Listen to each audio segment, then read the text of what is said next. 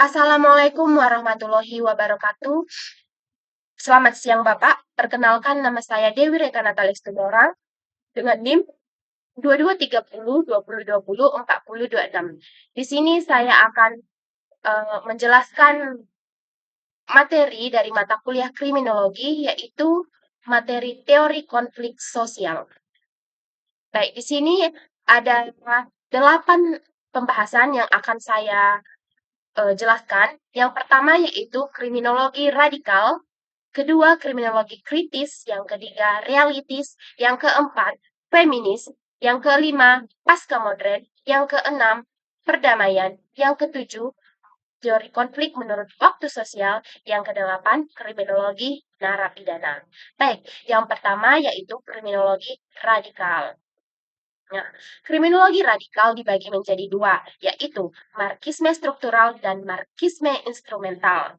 Nah, marxisme struktural adalah suatu sistem untuk mempertahankan kekuasaan seseorang di dalam hukum.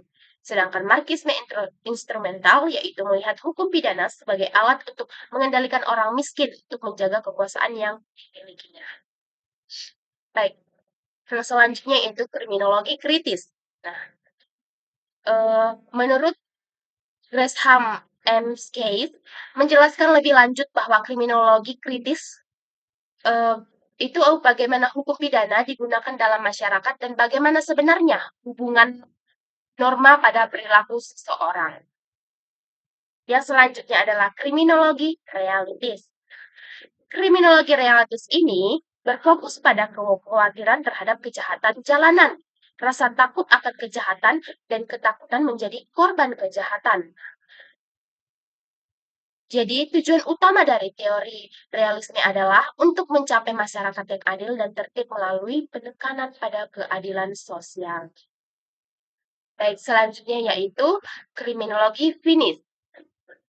Arti feminisme adalah bagaimana cara pandang kita melihat dunia, bukan orientasi seksual. Nah, dalam teori ini, para feminis menggabungkan perspektif mental wanita terhadap isu-isu sosial yang sensitif, khususnya pada wanita. Nah, menurut teori pendekatan feminis ini, pria memiliki lebih banyak kesempatan dan kekuasaan, khususnya bagi penganut sistem patriarki. Nah, hal ini menyebabkan kesenjangan antara pria dan wanita semakin besar. Misalnya dalam pengambilan keputusan dalam bidang sosial, juga tidak jarang terjadi pelecehan seksual. Feminisme ini ada pembagiannya, yaitu yang pertama, feminis liberal. Nah, feminis liberal ini melihat peran gender sebagai sumber utama dalam penindasan wanita. Jadi, teori ini mendeskripsikan kekuasaan dan dominasi terhadap wanita pada masa lalu. Nah, oleh karena itu, teori ini ingin dihapuskan. Ketimpangan antara pria dan wanita harus dihapuskan. Yang selanjutnya adalah feminis radikal. Feminisme radikal melihat patriarki atau didominasi pria menjadi penyebab penindasan wanita. Teori ini menggambarkan pria sebagai makhluk yang kasar, agresif, yang mengendalikan wanita. Ketergantungan wanita pada saat mengandung dan kecenderungan fisik lemah memicu perilaku menyimpang pada wanita.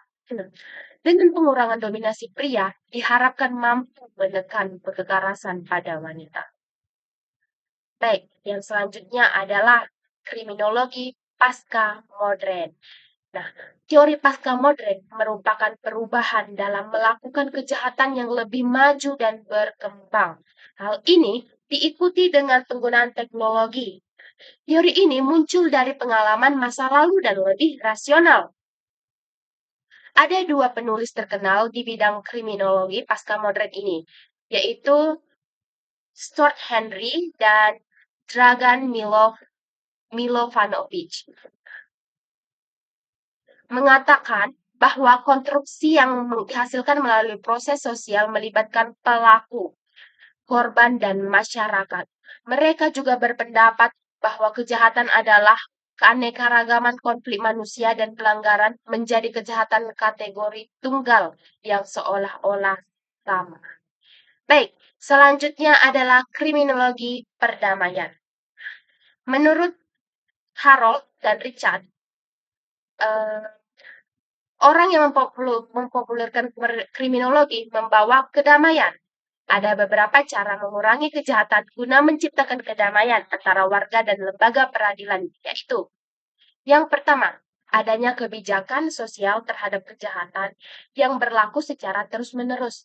Yang kedua, peran pendidikan. Yang ketiga, teori kejahatan yang masuk akal. Yang keempat, pengendalian kejahatan untuk menegakkan hak asasi manusia. Yang kelima, adanya pengaturan terhadap konflik di masyarakat. Baik, selanjutnya adalah teori konflik menurut waktu sosial. Kejahatan itu dinamis dan merupakan suatu kejadian, bukan hal atau kondisi. Meskipun mungkin seseorang melakukan kejahatan, itu adalah peristiwa lain dalam berlangsungnya waktu sosial penyebab kejahatan. Menurut Black, konflik dapat terjadi di mana-mana. Hal ini sebagai akibat perbedaan apa yang dianggap benar dan apa yang dianggap salah. Sebagai contoh, memperkosa orang asing merupakan pelanggaran yang lebih berat daripada memperkosa pasangan sendiri. Pergerakan dalam waktu sosial menurut Black dapat menarik kontrak sosial yang lebih besar.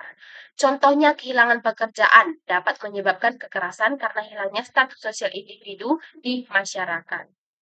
Baik, selanjutnya adalah kriminologi narapidana. Sebuah paradigma radikal baru muncul di bidang kriminologi, yaitu kriminologi terpidana, juga disebut kriminologi alternatif, yang merupakan kumpulan para pelaku kriminal yang telah memperoleh kredibilitas akademi atau telah dipercaya oleh orang lain. Contoh kasusnya, misalnya Josh Gonzalez, yaitu warga asli US yang bekerja di perusahaan truk angkutan di Houston, mengendarai truk melewati pos pemeriksaan bea cukai di perbatasan Meksiko dekat San Diego. Saat diperiksa, ditemukan 45 imigran gelap yang akan dikirim ke Los Angeles. Setiap imigran dilengkapi dengan botol plastik berisi air dan beberapa memiliki radio portable sebagai hiburan selama perjalanan. Nah, para imigran gelap kemudian diintegrasi dan melakukan pemeriksaan sidik jari. Kemudian mereka dikembalikan ke perbatasan Meksiko. Gonzales kemudian ditangkap dan dituduh telah membawa imigran gelap ke Amerika Serikat. Dia ditahan di penjara federal di California Selatan.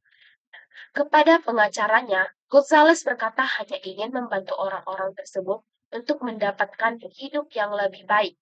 Bahkan banyak di antara mereka adalah temanku, dan aku bahkan tidak mengambil uang mereka. Namun sangat disayangkan, Gonzales merasa perbuatannya adalah hal yang benar dan tidak merasa telah melanggar hukum. Baik, sekianlah hasil dari penjelasan saya.